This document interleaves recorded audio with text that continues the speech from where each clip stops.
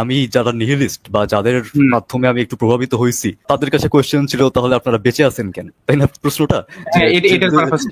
যেহেতু life meaningless, তাহলে বেঁচে আছেন কেন? তো তাদের উত্তরটা ছিল এরকম যে মারা যাওয়ার তারা কোনো মানে সহজ উপায় পায় নাই, এই টাইপের আর কি।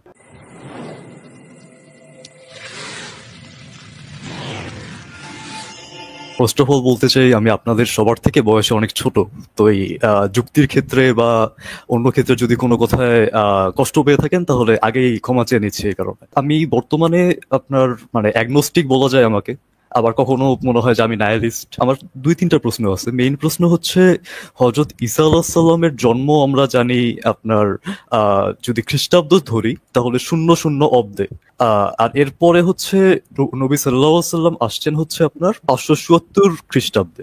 এই 574 বছরের যে গ্যাপটা, এর মধ্যে যারা জানে না যে আপনার ঈসা আলাইহিস সালামকে আকাশে তুলে নেওয়া হয়েছিল, আর তাকে যে হত্যা করেছিল, মানে হত্যা করার জন্য যে ঢুকছিল রুমে, তাকে তার সম্ভবত আকৃতি দিয়ে তাকে তারা ক্রুশবিদ্ধ করে, আর যে মেইন নবী ছিলেন তাকে আল্লাহ আকাশে উঠিয়ে নেন। তাহলে এই 574 বছরে বাকি যে লোকগুলো জন্মগ্রহণ করলো, তারা তো আসলে জানলো না যে ঈসা আলাইহিস সালামের আসলে পরিণতিটা কি হয়েছিল, তাই না বিষয়টা? তাহলে তাদের আখিরাতে পরিণতিটা আসলে কি হবে? কুরআন তো আরো পরে বললো যে না, ঈসা আলাইহিস সালামকে উপরে তুলে নেওয়া হয়েছিল। এই যে আপনি বললেন যে ঈসা আলাইহিস সালামের যে উপরে তোলার আকাশের উত্তোলনের ব্যাপারটা, এটা রাসূলুল্লাহ সাল্লাল্লাহু আলাইহি ওয়াসাল্লাম উনি 570 খ্রিস্টাব্দে খ্রিস্টান এরাতে এটা বলেছেন। তার পূর্বে কেউ এরকম এই ধারণা পোষণ করেনি বা আকীদা পোষণ করেনি। এটা পুরোপুরি ঐতিহাসিক একটা নন ফ্যাকচুয়াল ইনকারেক্ট ভুল একটা স্টেটমেন্ট। হ্যাঁ, ইসলাম বলতে মুহাম্মদ সাল্লাল্লাহু আলাইহি ওয়াসাল্লামের দিক দেখে রাসূলুল্লাহ সাল্লাল্লাহু আলাইহি ওয়াসাল্লাম আসার আগে খ্রিস্টানদের মধ্যেই একটা অত্যন্ত শক্তিশালী একটা মতবাদ ছিল। হ্যাঁ, যার কারণে তাদের যে পুরোহিত পণ্ডিত যেরকম ছিলেন, তাদের পাদ্রী, তাদের যে চার্চ ফাদার্সরা যেমন ইরেনিয়াস, তারা কিন্তু লিখতে বাধ্য হয়েছেন এরকম এগেনস্ট হেরেসিস, যেমন এগেনস্ট ট্রালিয়ান্স সম্পর্কে লিখেছেন বা এগেনস্ট হেরিয়াস লিখেছেন। তাদের যে ফলোয়ারদেরকে সতর্ক করে দিয়েছেন যে না, এই যে যারা নিজেকে খ্রিস্টান হিসেবে দাবি করে, তারা মনে করছে যে ঈসা আলাইহিস সালাম শূলেবিদ্ধ হন নাই, ঈসা আলাইহিস সালামকে ক্রুশবিদ্ধ করা হয় নাই, তারা হচ্ছে ভ্রান্ত। তারা কিন্তু তাদের ফলোয়ারকে সতর্ক করে দিচ্ছেন হবে যে না, এই মতবাদে তোমরা এরকম বিশ্বাস করবে না। এটা কি প্রমাণ করে যে এই মতবাদটা এত পূর্ব থেকেই প্রতিষ্ঠিত ছিল, যে এমন ভাবে প্রতিষ্ঠিত হয়ে গেছে সমাজে যে এটা মানুষকে পথভ্রষ্ট করার জন্য যথেষ্ট হয়ে গেছে।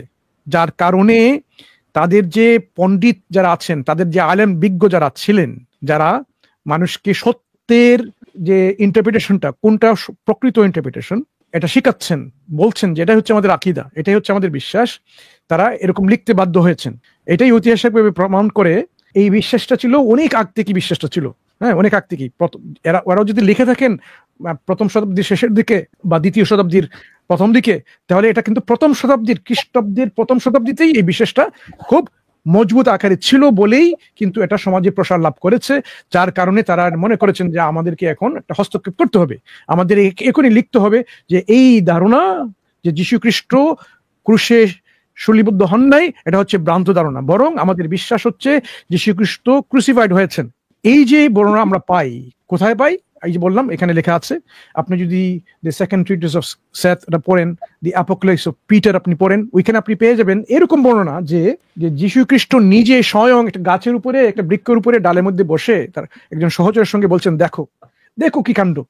ওইখানে তারা আরেকটা ব্যক্তিকে সুরে ছড়িয়ে ক্রুশবিদ্ধ করছে এবং তারা বলছে যীশু খ্রিস্টকে তারা ক্রুশবিদ্ধ করছে। উনি এখানে হাসছেন না, বলছেন দেখেন ফুলস, দেখো বুকারা কি করছে। তারা মনে করছে যে এটাই হচ্ছে যীশু খ্রিস্ট এবং তাকে ক্রুশবিদ্ধ করছে, অথচ তিনি এইখানে গাছের উপরে একটু দাঁড়িয়ে গাছের উপরে ডালের মধ্যে বসে বসে ওনার সাথী একজনের সাথে কথা বলে এরকম হাসছেন না, বলছেন দেখো কি বোকামি ওরা করছে। এই যে যীশু খ্রিস্টকে ক্রুশবিদ্ধ করা হয়নি, এই বিশ্বাসটা তাদের কিতাবাদি থেকেই পাওয়া যায়, তাদের বই পুস্তকেই তাদের পাওয়া যায়, তাদের যে আকীদা বিষয় এগুলো থেকে পাওয়া যায়। সুতরাং এখানে এটা এরকম না যে রাসূল সাল্লাল্লাহু আলাইহি ওয়াসাল্লাম নিজে 570 খ্রিস্টাব্দে এসে নতুন করে এটা বলে দিলেন এবং এই সময়ের মধ্যে কেউ সেটা এরকম বিশ্বাস করেনি। বরং কোরআন বলছে এরকম যে তারা এই বিষয়ের মধ্যে আছে, একটা যন্নি পজিশন আছে, তারা শুধুমাত্র জন হচ্ছে এরকম, এখানে পুরো নিশ্চয় না, একটা অনিশ্চয়তার মধ্যে তারা একটা সন্দেহের মধ্যে আছে যে কোনটা সত্য কোনটা মিথ্যা বর্ণনা করতে বুঝতেই পারছে না। এটা এরকম এই পজিশন তারা আছে, তারা ইত্তিবা জন, তারা এই জনকে ইত্তিবা করছে ওই কারণ তাদের মধ্যে একটা একটা গুজব ছড়িয়ে এই অবস্থানটা করেছিল। এখন যারা গুজবটা ছড়িয়েছে যে ঈসা আলাইহিস সালাম ক্রুশবিদ্ধ হয়েছেন, তারা তো দায়ী হবে। আখিরাতে তাদেরকে শাস্তি দেওয়া হবে এই মিথ্যা প্রচার করার জন্য, এই মিথ্যা রটনা করার জন্য, এই মিথ্যা প্রচার করার জন্য তারা দায়ী হবে, এবং তাদের শাস্তি তারা সেই অনুপাতে সেটা পেয়ে যাবে। এখন যারা পয়েন্ট আছে স্যার, একটু কাইন্ডলি শুনবেন। হ্যাঁ, আমি শেষ করি তারপরে বলি। জি, এখন যারা প্রতবষ্ট হয়ে গেছে তাদের প্রতারণার কারণে, তাদের তো বিচার অন্যরকম হবে। তারা যদি এই প্রতারিত হয়ে বিশ্বাস করে ফেলে যে যিশুকে ক্রুশবিদ্ধ করা হয়েছে, তাহলে তাদের বিচার অন্যরকম হবে, কারণ তারা প্রতারিত। যে প্রতারণা করলো এবং যে প্রতারিত হলো, তাদের তো একই খাতারে একই মানদণ্ডে বিচার করা যায় না।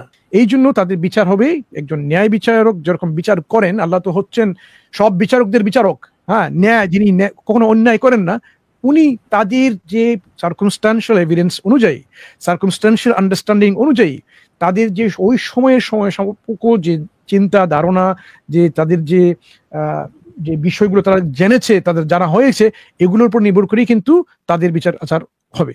আল্লাহ কোনো সময় মানুষের উপরে জুলুম করবেন না। হ্যাঁ, এখন বলুন ভাই, কি বলবেন আপনি? আমি একটা আপনাকে ধরেন সিচুয়েশন দেই যে একজন লোককে চারপাশ থেকে লোকেরা ঘিরে ধরেছে যে তাকে হত্যা করা হবে।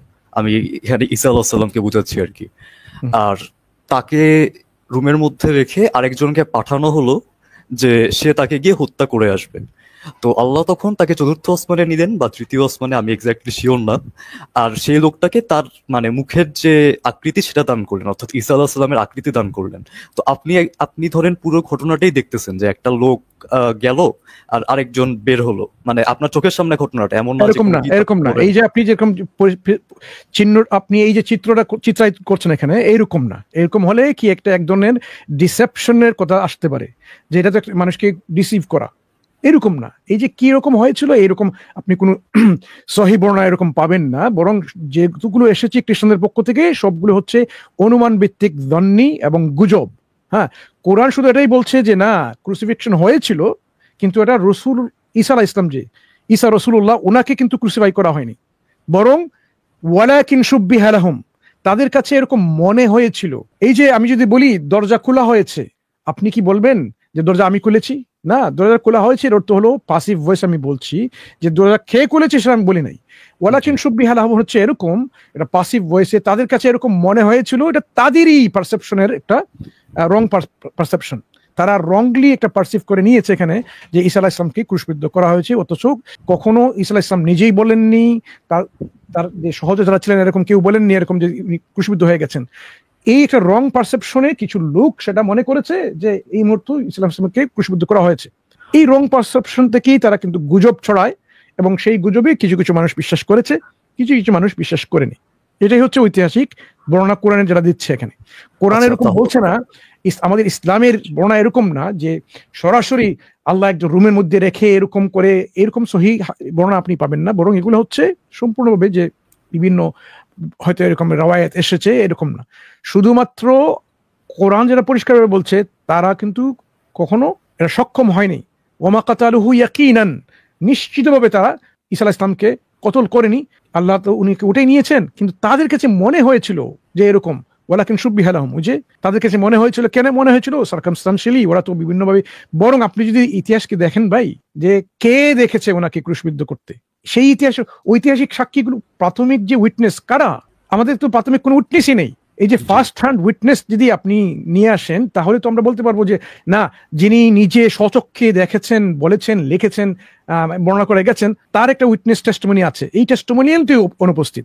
এই জন্য এই সম্পূর্ণ ঘটনা এটা গুজবের উপরে ভিত্তি করে এটা প্রতিষ্ঠিত। জি, বুঝতে পেরেছি স্যার। আরেকটা কোয়েশ্চেন ছিল হচ্ছে নায়ালিজমের উপর।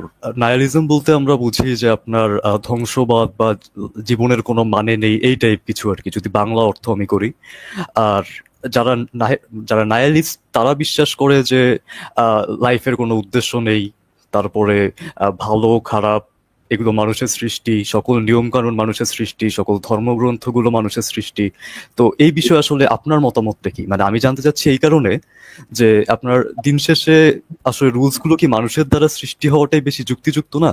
যে আগে ধরেন জ্ঞানের থেকে আমরা শক্তিকে বেশি গুরুত্ব দিতাম, যে যে বেশি শক্তিশালী সে একটা গ্রুপকে কন্ট্রোল করবে বা কর্তৃত্ব চালাবে। তখন তো জ্ঞানের ইটা ছিল না।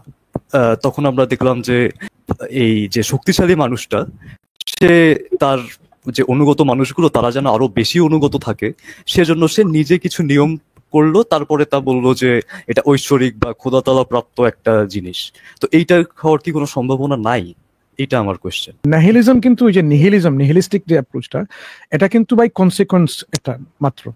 যে নিহিলিস্টিক ধারণা হচ্ছে একটা কনসিকোয়েন্স, কি হবে পরবর্তীতে, এই ধারণা নিয়েই একজন মানুষের যে চিন্তা ধারণা সেটা। কিন্তু এটা কোনোভাবে এটা মানে একটা আইডিওলজি হিসেবে, যেটা কোনোভাবেই এই প্রশ্নের উত্তর দেয় যে আসলে কোথা থেকে আমাদের ম্যাটার, আমাদের এনার্জি কোথা থেকে আসলো, আমাদের কসমস কোথা থেকে আসলো। হ্যাঁ, এটা নিহিলিস্টিক ধারণাটা দেয় না, এটা কনসিকোয়েন্স হয় যে যারা কোনো কিছুই বদার করে না, যে আলটিমেটলি মিনিংলেস সবকিছু। হ্যাঁ, স্রষ্টা যদি হয় তারপরেও ওগুলো মিনিংলেস, আসলে সবকিছু এরকম মিনিংলেস, স্রষ্টা না থাকলেও মিনিংলেস। কিন্তু বিশেষ ক্ষেত্রে এটা প্রয়োগ হচ্ছে এরকম, যদি স্রষ্টা না থেকে থাকে তাহলে তো এগুলো তো শুধুমাত্র রিঅ্যারেঞ্জমেন্ট অফ ম্যাটার। আমরা হচ্ছে একটা অ্যাসেম্বলি, জড় পদার্থের একটা অ্যাসেম্বলি।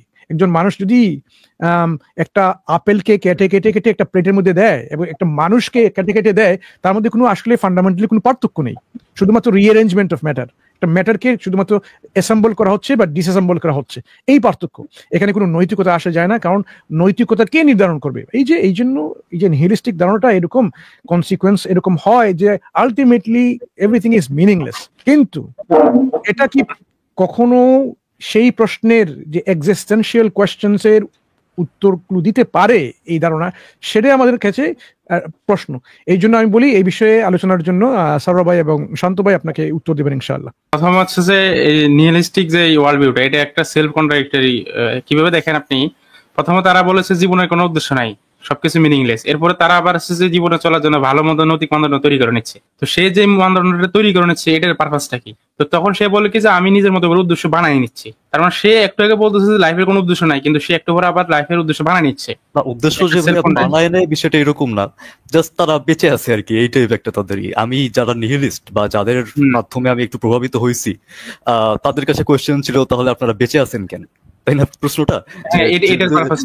যেহেতু লাইফ মিনিংলেস তাহলে বেঁচে আছেন কেন? তো তাদের উত্তরটা ছিল এরকম যে মারা যাওয়ার তারা কোনো মানে সহজ উপায় পায় নাই, এই টাইপের আর কি। তো আমার কাছে এটা যুক্তিযুক্ত একদমই মনে হয় নাই। আর আমিও মাঝখানে একটু নিহিলিজমের দিকে চলে গেছিলাম। এখন আসলে আমি যে কি অবস্থায় আছে আমি নিজেই শিওর না। তো এখানে আরেকটা সমস্যা আছে ভাই, আমি বলি আপনাকে। প্রথম এই যে একটা বিষয় হচ্ছে যে ভালো খারাপ মানুষ তৈরি করে নিচ্ছে। ভাই ভালো খারাপ যদি মানুষে তৈরি করে নেয়, সেটাকে তো আমরা ভালো খারাপ বলতে পারি না। কারণ হচ্ছে যে আমি একজন মানুষ, আমার যেরকম অধিকার আছে একটা কাজকে ভালো বা খারাপ হিসেবে সিলেক্ট করার, আপনি একজন মানুষ, আপনারও সেই অধিকার আছে। আপনি নিশ্চয় আমার উপরে কর্তৃত্বশীল না, বা আমি আপনার উপরে কর্তৃত্বশীল না। তাহলে আপনার যদি সেই সক্ষমতা থাকে, সেই অধিকার থাকে যে আপনি নিজের মতো করে ভালো মন্দ নির্ধারণ করবেন, তাহলে একজন চোর যে, একজন রেপিস্ট যে, তারও সেই অধিকার আছে, সে নিজের মতো করে আইন তৈরি করে নেবে। তো নিহিলিস্টিক পজিশন থেকে আসলে এখানে আসলে আপনি কোনো কিছুকে আসলে ভালো খারাপ বলতে পারবেন না, বা এথিস্টিক পসিবিলিটি পজিশন থেকেও আপনি আসলে কোনো ভালো বা খারাপ আমরা আসলে বলতে পারি না, কারণ সেটা সাবজেক্টিভ হয়ে যায়। আর যখন এটা সাবজেক্টিভ হয়ে যাবে, সাবজেক্ট যখন কোনো একটা কাজ ভালো নাকি খারাপ এটা নির্ধারণ করবে, তখন সেটাকে আপনি অবজেক্টিভলি রং বলতে পারবেন না। প্রত্যেকটা সাবজেক্টের অধিকার আছে যে সে তার নিজের মতো করে তার আইডিওলজি, তার মোরালিটি নির্ধারণ করে নেবে। সেক্ষেত্রে যে চোর, যে সৌর শাসক আর কি, মানে যেটা হোক না কেন সমাজে, মানে সবাই তার নিজের মতো করে আইডিওলজি তৈরি করে নেবে। তা আপনি তো তার আইডিওলজিতে ইন্টারফেয়ার করতে পারবেন না। সে কারণে আমরা যেটা বলি, মানে আমরা থিয়েস্টরা যেটা বলি, যে আমাদের হচ্ছে একটা অবজেক্টিভ মানদণ্ড লাগবে ভালো খারাপ নির্ধারণ করার জন্য। সেই অবজেক্টিভ মানদণ্ডটা আসবে হচ্ছে যে এমন একজন সত্তা থেকে, যিনি আমাদের মতো মানুষ না, যার জ্ঞানের মধ্যে কোনো লিমিটেশন নাই, যিনি হবেন হচ্ছে এমন, যিনি কনসিয়াস হবে, যিনি সচেতন হবে, যিনি সবচেয়ে নৈতিক হবেন, যিনি হচ্ছে যে সবচেয়ে ভালো বিচারক হবেন, এবং যিনি হচ্ছে যে সবচেয়ে জ্ঞানী হবেন। কারণ আপনার ভালো নাকি খারাপ এটা বুঝতে গেলে হচ্ছে জ্ঞান হচ্ছে যে এখানে আপনার জ্ঞানের উপর নির্ভর করা লাগে। অনেক সময় হয় কি আপনার কাছে মনে হচ্ছে যে এই কাজটা আপনার জন্য খুবই খারাপ একটা কাজ হয়েছে, কিন্তু আলটিমেটলি দেখা যাচ্ছে পরবর্তীতে ওই কাজটা আপনার জন্য অনেক ভালো কিছু বই আনছে, তাই না? তার মানে কেন আপনার কাছে প্রথমে ওটা মনে হলো না? কারণ হচ্ছে যে আপনার ওই নলেজটা ছিল না। তার মানে যিনি সবচাইতে বেশি নলেজেবল তিনি সবচাইতে ভালো জানেন যে কোনটা আসলে মোরাল অ্যাকচুয়ালি। সো এই কারণে আমরা হচ্ছে যে সেটা গডের দিকে নিয়ে যাই, অবজেক্টিভ মানদণ্ডের জন্য আমরা গডকে হচ্ছে যে ইয়ে করি। আর যখন হিউম্যানকে যখন ইয়ে করা হয় বা জেনেভা কনভেনশনকে যখন ইয়ে করা হয়, এটা সাবজেক্টিভ হয়ে যাচ্ছে। জেনেভা কনভেনশন একটা আইন দিল, তো আমি সেটা মানলাম না, আমি আরেকটা আইন তৈরি করলাম। তো আপনি তো আমার এটাকে মানে ভুল বলার কোনো অধিকার আপনার নাই, এই আর কি। ভাই এই বিষয়ে কথা ছিল একটু, সারোয়ার স্যার আগে বলবেন নাকি আমি কোশ্চেনটা করে ফেলবো? আসলে যে নিহিলিজমের যে সেলফ কন্ট্রাডিক্টরি ব্যাপারটা দেখুন, নিহিলিজম বলছে যে কোনো কিছু মানে না, এবং এই যে শব্দটা ধরুন যে নিহিলিজম কারেক্ট, নিহিলিজমটা হচ্ছে সঠিক পজিশন, রিয়ালিটি রিফ্লেকশন করছে, তার মানে এটা হচ্ছে সত্য, নিহিলিজম সত্য। এই যে আমি এই কথাটা বলতে গেলাম, বলতে গিয়ে তো আমাকে হিসাব করতেছে একটা, তাই না? তার মানে সত্য মিথ্যার ব্যাপার আছে এখানে। তার যখনই কেউ ক্লেম করবে যে নিহিলিজম সত্য, নিহিলিজম হচ্ছে কারেক্ট পজিশন, তাহলে আপনি বললেন যে একটা অবজেক্টিভলি ওটাকে সত্য বলার জন্য অবজেক্টিভ একটা মানদণ্ড দরকার আমার। আর অবজেক্টিভ যখনই মানদণ্ড আমার দরকার হয়ে গেল, তখনই কিন্তু ওয়ার্ল্ডে মিনিং আর মিনিংলেসনেস এর একটা স্পষ্ট একটা পার্থক্য। স্যার আমি নিহিলিস্ট যে সত্য আমি সেটা বলছি না, আমি বলতে যাচ্ছি যে আপনার এই যে ধারণাটা এটা হচ্ছে নিহিলিজম, আর যারা এটাকে বিশ্বাস করে সেটা হচ্ছে তারা হলো নিহিলিস্ট, তাই না?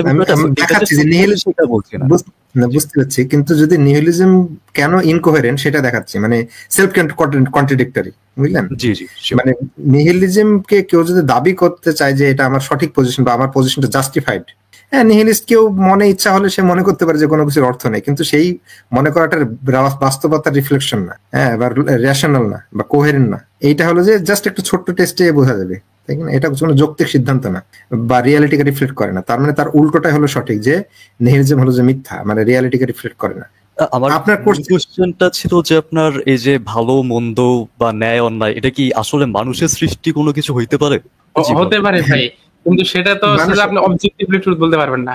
যেটা হলো যে অবজেক্টিভলি ট্রুথ হবে না, এবং মানুষের মধ্যে যে ভালো মন্দ চেতনা তৈরি করার বা ধরুন ভালো মানুষ ডেফিনেশনে দিল ভালো কোনটা খারাপ কোনটা, এটা দিতে গেলেও যে তাড়না থেকেও দিচ্ছে, হ্যাঁ, যে একটা ওর মধ্যে তো একটা আর্টস আছে, একটা বৈশিষ্ট্য আছে, যে কারণে ও এই ক্যাপাবল হচ্ছে যে ভালো কোনটা মন্দ কোনটা এটা জাস্টিফাই, মানে চিহ্নিত করার জন্য। এই চিহ্নিতকরণ যে প্রক্রিয়া, সে প্রক্রিয়ার ক্যাপাবিলিটিটার জন্য একটা অবজেক্টিভ আপনাকে মানদণ্ড ইয়ে লাগবে, উৎস লাগবে। নট অনলি শুধু ভালো মন্দ নির্ধারণ করা, আপনি কোন একটা জিনিসকে ধরেন, আমাদের দয়ার জাস্টিসের এই মূল্যবোধ গুলো আছে আমাদের ধরেন সবার ভেতরে, লজ্জা, কিন্তু আপনি লজ্জার সঙ্গে কোন জিনিসটিকে যুক্ত করবেন সেটা মানুষ করতে পারে।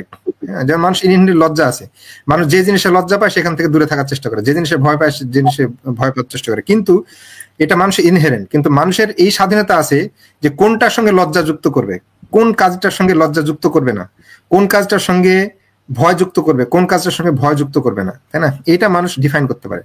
কিন্তু এই যে ক্যাপাবিলিটিটা, সক্ষমতা, লজ্জার সক্ষমতা, ন্যায়ের সক্ষমতা, এইগুলো যে অবজেক্টিভলি মানুষের মধ্যে আছে, এবং সেটা কিভাবে ব্যবহার করতে হবে সেটা যিনি এগুলোর উৎস, এগুলো সৃষ্টি করেছেন, তিনি সবচেয়ে বেশ দিতে পারবে। যখন ডাইলেমা সৃষ্টি হবে বা সাংঘর্ষিক অবস্থানে আসবে, তখন এই যে ধরুন যে কিছু সময় আপনি একটা জিনিস করতে ওখানে আমাদের দেশে হয়তো লজ্জা পান, এখানে এসে লজ্জা পাবেন, বা এখানকার লোক এখানে একটা জিনিস করতে লজ্জা পায়, আমাদের দেশে ওগুলো করতে লজ্জা পাবে না, তাই না? কিন্তু লজ্জা জিনিসটা কিন্তু সবারই আছে, বুঝলেন? বা সম্মানটা ইনহেরেন্টলি আমাদের মধ্যে আছে। এবার ধরুন যে সম্মান বোধটা, এবার কে কিসে সম্মান বোধ করবে, কে কিসে সম্মান বোধ করবে না, সেটা আলাদা ব্যাপার। ধরুন যে যারা সিনেমা আর্টিস্ট বা এরা ধরুন যে ওরা যে পোশাক পরতে ধরুন যে বা এ করতে যে ধরনের ব্যবহার করতে ওদের লজ্জা লাগবে না, আমাদের সেটা লজ্জা লাগবে, বা ওদের যেটা সম্মানের কাজ আমাদের সেটা লজ্জার কাজ হয়ে যাবে, তাই না? কিন্তু লজ্জার যে ক্যাপাবিলিটি, সক্ষমতা অন্তরের ভেতরে, সেটা কিন্তু ওদেরও আছে, আমাদের আছে, অন্য সব মানুষেরই আছে ইনহেরেন্টলি, তাই না? এটার একটা অবজেক্টিভ সোর্স লাগবে। না, কিন্তু তারা তো আসলে অনেকে বিশ্বাস করছে না যে আসলে পরকাল বলে কিছু আছে কিনা, তাই না? বা পরকাল বলে তাদের শাস্তি হবে কিনা। সো আসলে তাহলে লজ্জাটা করে, মানে লজ্জা পেয়ে লাভটা কি দিন শেষে, আমি সেটা বলছি। না, সেটা লজ্জা পেয়ে না পেয়ে সেটা আলাদা ব্যাপার, কি লাভ হবে সেটা বুদ্ধিগত ভাবে ওদের কোহেরেন্ট না, তাই না? ওদের বুদ্ধিগত ভাবে ওটা কোহেরেন্ট না, কিন্তু আমরা এটা বুঝতে পারছি। Sorry, apologies. দেখেন, আসলে খুব সুন্দর একটা পয়েন্ট আপনি এখানে মেক করছেন ভাই। দেখেন, এই যে লজ্জা পেয়ে আখিরাতে কি হবে না হবে এটা না থাকার কারণে কিন্তু ওরা লজ্জাই পায় না। এই যে রাস্তাঘাটে ওরা ইন্টিমিট হয়ে যায়, হ্যাঁ, এটা লজ্জাবোধ করে না। আমরা যে জিনিসটা আমরা লজ্জা পাবো এখানে, ওইটা ওরা করে না। এরা নগ্ন হয়ে হেঁটে যাবে আপনার সামনে, লজ্জা পাবে না। এই যে যখন মানুষের মধ্যে এই যে একটা শেমলেসনেস, যেটা সেইমের জিনিসটা যদি সরে যায় ভাই, আপনি যা ইচ্ছে তাই করতে পারেন, এবং তারা সেটাই করছে। আপনি এরকম ছবি দেখেছেন, ছবি বলতে পিকচার দেখেছেন, একজন মানুষ আরেকজন মানুষকে কুকুর মৃত্যু করে তার ওই যে রশি দিয়ে গলার মধ্যে হেঁটে হেঁটে নিয়ে যাচ্ছে, যে হচ্ছে এটা হচ্ছে আমার কুকুর। একজন মানুষ, কিন্তু তার মধ্যে একটা ফিলিং আছে যে আমি মানুষ রূপী কুকুর একটা, বা আমি কুকুর রূপী মানুষ। ওই যে এটা তার তার ওরিয়েন্টেশন, সে মনে করে সে আসলে একটা কুকুর, কিন্তু মানুষের শরীরের মধ্যে সে বন্দী হয়ে আছে এমন ভাবে তাকে তো কুকুরের মতোই চলাফেরা করতে হবে।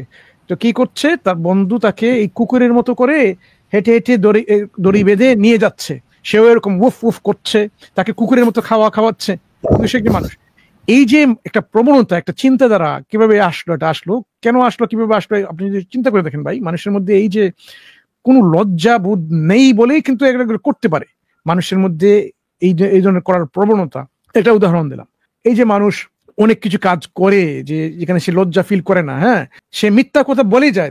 তার আমি একটা উদাহরণ দিই আপনাকে। আমি নিজে যেটা সচক্ষে দেখেছি ভাই, আমি একটা অফিসে আছি, ওইখানে একটা ম্যানেজার এসে তার একটা কর্মচারীকে এরকম বলছে, ফোন আসলে বলবে যে আমি আজকে অফিসে নেই। কোনো লজ্জা নেই মিথ্যা কথা বলার। সে মিথ্যা বলতে শেখাচ্ছে, তার কর্মচারীকে বলছে যে তুমি বলে দেবা যখন ফোন আসবে যে আমি আজকে অফিসে আসিনি। কোনো ধরনের লজ্জাবোধ নেই। এই যে লজ্জাবোধ না থাকার কারণে কিন্তু তার নৈতিক মানদণ্ডটা কোথায় গেল? সে মিথ্যা বলতে প্রস্তুত আছে, সে অন্যকে মিথ্যা বলার জন্য সে এখানে কি ফোর্স করছে একভাবে, কারণ সে তো ম্যানেজার, আর যে লোকটাকে বলছে সে তো তার কর্মচারী। সেই কর্মচারী যদি এখানে এটা না করে, তাহলে সে এরকম একটা চিন্তা করতে পারে, ম্যানেজারের কাছ থেকে তো আমি তো একটা ভালো কিছু পাবো না, হয়তো আমার একটা ডিসিপ্লিনারি অ্যাকশন হতে পারে, আমাকে বলছে কিন্তু আমি সেটা করিনি। এই যে একটা ফোর্স এখানে করা হচ্ছে, কোথা থেকে করা হচ্ছে? একটা মিথ্যার উপরে। এইরকম অহরহ ঘটনা আমি আপনাকে উদাহরণ হিসেবে দিতে পারছি এখানে, বা আমার প্যানেলে যা আছেন তা দিতে পারবে, যে মানুষের যে এই যে একটা পরকালের বিশ্বাস না থাকার কারণে যে কোনো ধরনের যে একটা কনসিকোয়েন্স হবে, এখানে পরিণাম হবে, যার ফলে সেখানে বিচার হবে, হ্যাঁ, জাজমেন্ট হবে।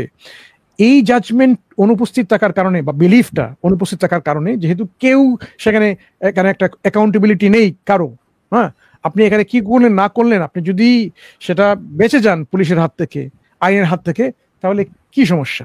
এইরকম তারা চিন্তাধারা, যে আমি যদি এখন একটা অন্যায় করতে পারি এবং সেটা থেকে বেঁচে যেতে পারি আইনের হাত থেকে, তাহলে করতে অসুবিধা কি? কারণ সেটা প্রবৃত্তিকে সে এখানে ফিট করছে। কিন্তু কোন কারণে সে করতে পারছে না? যে আইনের কারণে, যে আইন তাকে শাস্তি দিবে, হ্যাঁ, পুলিশ হয়তো দেখে ফেলবে, সিসিটিভি ক্যামেরা সে ধরা পড়ে যাবে। যদি এরকম একটা সুযোগ সে পেয়ে যায়, সে কিন্তু তার এই কুপ্রবৃত্তিকে সে মিটিয়ে দেবে, তা ফিট করবে। এরকম এই হচ্ছে মানুষের একটা প্রবণতা। এই যে কনসিকোয়েন্সটা কি হবে না হবে, অ্যাকাউন্টেবিলিটি কি হবে না হবে, সেই বিশ্বাস না থাকার কারণে। এই জন্য আমরা বলি যে আখিরাতের উপরে বিশ্বাসটা আসলে একটা নৈতিক দাবি। যে একজন মানুষ সে অন্যায় করে গেল, এখানে সে বেঁচে গেল, এরকম তো না।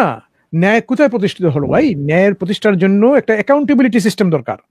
যখন একজন ড্রাগ লর্ড সে তার প্রতিপত্তি, তার ক্ষমতার বলে সেই মানুষকে মেরে যাচ্ছে, খুন করে যাচ্ছে, দর্শন করে যাচ্ছে, এবং সে রাজার হালে বেঁচে গিয়ে থেকে গিয়ে সে মারা গেল রাজার হালে, এই লোকটা তো অন্যায় কাজ করে গেল।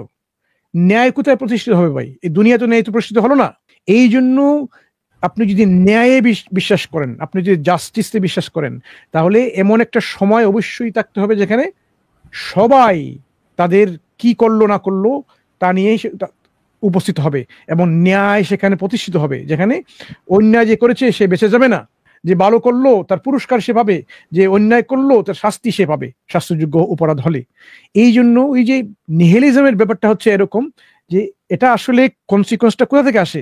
তারা চায় না এরকম যে আমি কোনো একটা কনসিকোয়েন্সের সিস্টেমে আবদ্ধ হয়ে যাই, তার হলে তো আমি আমার ইগোকে ফিট করতে পারবো না। তাহলে আমার যে এই যে সহজাত প্রবৃত্তি আপনি বলেন, আমার অর্গানিক নিডস, আমার বায়োলজিক্যাল নিডস, আমার সেক্সুয়াল নিডস আমি কোনো পূরণ করতে পারবো না। এই প্রবৃত্তিকে পূরণ করার জন্যই কিন্তু মানুষ অনেক কি হয়, সে মনে করে যে না, এইসব ধর্মবিশ্বাস সব ফালতু, আমি কেন বিশ্বাস করবো ধর্মবিশ্বাস? কারণ ধর্ম কিন্তু তাকে আবদ্ধ করছে একটা সিস্টেমে, একটা বাউন্ডারির ভিতরে নিয়ে আসছে। তারা চাচ্ছে না, কারণ এই বাউন্ডারির ভিতরে তারা থাকতে চাচ্ছে না, কারণ এটা করলে তো তাদের যে ইগো ফিট করতে পারছে না, তাদের যে সেক্সুয়ালিটি ফিট করতে পারছে না, আসলে আমি তাদের যে একটা সেটাই বলছি প্রবণতা, যে এই famous হওয়ার বাউন্ডারিটা প্রবণতা। এটা কি আসলে মানুষের সৃষ্টি? সরি মাঝখানে হ্যাঁ, এটা কথা মানুষের বলার সৃষ্টি জন্য। না, এটা হচ্ছে মানুষের একটা গুণ। এখানে মানুষ তো এভাবে তৈরি হয়েছে। মানুষকে তৈরি করা হচ্ছে পারফেক্ট হিসেবে না, মানুষকে তৈরি করা হচ্ছে দুটো দিক দিয়েই।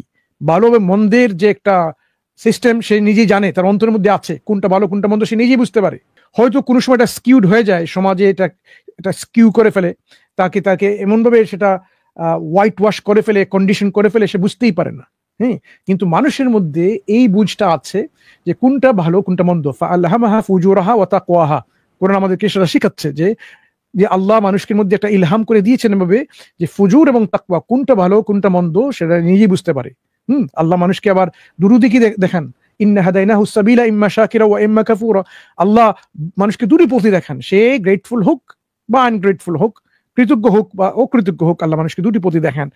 তাহলে এই যে মানুষের একটা প্রবণতা, জানার পরেও সে নিজে জানে কোনটা ভালো কোনটা মন্দ, তারপরেও কিন্তু সে তার নফসকে এখানে সে কি করতে চাচ্ছে, ফিড করতে চাচ্ছে যে আমি আসলে আমার পছন্দ, আমার ইচ্ছা, আমার প্রত্যাশা এরকম, এবং সে এটাকে বাস্তবায়ন করার সবসময় একটা চেষ্টা করেই যায়।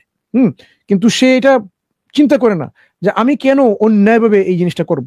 আমার ইচ্ছা হয়েছে এরকম, তার অর্থ কি এরকম? আমি রাস্তাঘাটে একজন মেয়েকে দেখলাম, পছন্দ লাগে গেল আমার, আমি ও মেয়েকে জোর করে ধরে নিয়ে এসে আমার সহজাত প্রবৃত্তি আমি এখানে পরিপূর্ণ করলাম। এটা এরকম হয় না, কারণ আমাদের মধ্যে এরকমও আছে, প্রবণতা আছে যে আমি কি দমিয়ে রাখতে পারি, সংযমী হতে পারি।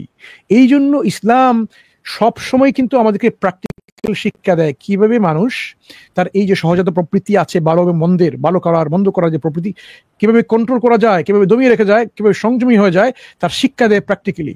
কিসের মাধ্যমে? নিশ্চয়ই আপনি জানেন, সাউম বা রোজার মাধ্যমে। 1 মাস মানুষকে এভাবে ট্রেনিং দেওয়া হয় কিভাবে সে নিজেকে সংযমী হয়ে থাকতে পারে, শিক্ষা দিতে পারে কিভাবে সে তার নিজের প্রবৃত্তিকে কন্ট্রোল করতে পারে। যেখানে সেক্সুয়াল রিলেশন বা ইন্টিমেসি যেখানে হালাল একজন স্বামী স্ত্রীর মধ্যে, কিন্তু দিনের বেলায় সে এখান থেকে সংযম রেখেছে, নিজেকে বিরত রেখেছে। কিভাবে? যে যে এই ট্রেনিংটা সে নিচ্ছে যে আমি এটা হালাল হওয়া সত্ত্বেও আমি এটা থেকে দূরে থাকছি। খাওয়া পান করা এটা হালাল আপনি খেতে পারেন, কিন্তু রোজার মাসে দিনের বেলা আমরা কি করি? আমরা পানাহার থেকে আমরা দূরে থাকি। এই যে আমরা নিজেকে একটা সংযমী আমরা শিক্ষা দিচ্ছি যে আমরা যদি এটা থেকে আমরা নিজেকে সংযম রাখতে পারি, আমরা বিরত রাখতে পারি, তাহলে রোজা মাসের বাইরে আমরা একদম ভালো মন্দ যে কোনোটা হোক না কেন, আমরা ওইখানে আমরা যেখানে সংযমী হওয়া উচিত এখানে আমরা সংযমী হতে পারি, এখানে আমরা নিজেকে বিরত রাখতে পারি। এই ট্রেনিংটা ইসলাম বাস্তবিকভাবে শিক্ষা আমাদের দেয়। এই জন্য যে নিহিলিস্টিক ধারণার ভাই দেখেন, এটা হচ্ছে এক ধরনের কনসিকুয়েন্সটা কোথায়? লিবারেলিস্ট মাইন্ডসেট থেকে। লিবারেলিস্ট মাইন্ডসেট, সে নিজেকে লিবারেল হতে চায়, আমি মুক্ত, আমি উন্মুক্ত, শুধু মুক্ত না আমি উন্মুক্ত, এমন ভাবে মুক্ত আমি নগ্ন হয়ে যাব সবকিছু দেখতে, আমি যা ইচ্ছু তাই আমি করবো। কিন্তু সমাজ সেটা দিচ্ছে না। এই জন্য কি বলে? সে বলে আচ্ছা আমি কি অ্যানার্কিস্ট হয়ে যাব, নৈরাজ্যবাদ। এগুলো কিন্তু সবকিছুই একটা এই যে নিহিলিজমের একটা আপনি বলতে পারেন যেটা কন্ট্রিবিউট করতে পারে এখানে, এই চিন্তাধারা। কারণ নিহিলিজম আলটিমেটলি এরকম অবস্থা আসে যে আমি যদি এখন দেখি সবকিছু মিনিংলেস। কেন মিনিংলেস? দেখেন যে আসলেই কি এই জগতে কোন একটা সিস্টেম অলরেডি সেট আপ আছে কিনা। যেমন ফিজিক্যাল লজ আমাদের ইউনিভার্সে আছে, সেটা কি মানুষ তৈরি করেছে? এই যে আপনি বললেন মানুষ কি ভালো মন্দ তৈরি করেছে, মানুষ ভালো মন্দ তৈরি করতে পারে, কিন্তু সেটা অবজেক্টিভ হবে না। কিন্তু মানুষ কি ফিজিক্যাল ল গুলো তৈরি করেছে আমাদের ইউনিভার্সে যেগুলো বাস্তবায়িত হচ্ছে? আমাদের ইউনিভার্সে যে ইউনিভার্সাল ল গুলো আছে, ফিজিক্যাল লস গুলো আছে, বলবৎ, হ্যাঁ এই ওয়ার্ডটা আমি খুঁজছিলাম, সর্বভাবে ইউজ করেন, হ্যাঁ বলবৎ আছে, এটা তো মানুষ তৈরি করেনি। মানুষ থাকার আগেও এই লোকগুলো ছিল, মানুষ আসার পূর্বে এইগুলো ছিল। তাইলে এই লোকগুলো কোত্থেকে আসলো? এটা নিশ্চয়ই একটা ল গিভারের কাছ থেকে এসেছে। এই যে ওইখানে যদি আপনি একটু চিন্তা করেন নাইরেন ভাই, তাহলে আপনি দেখে যাবেন যে এখানে সৃষ্টি এবং স্রষ্টার একটা প্রসঙ্গ চলে আসবে। স্রষ্টার একটা পরিচয় আপনি পেয়ে যাবেন যে অবশ্যই স্রষ্টা থাকতেই হবে, এবং স্রষ্টার কিছু গুণাগুণ যেগুলা শান্ত ভাই অলরেডি বলেছেন সেগুলো চলে আসবে। নেসেসারি বিইং এর কিছু কোয়ালিটি হবে, নেসেসারি কোয়ালিটিস।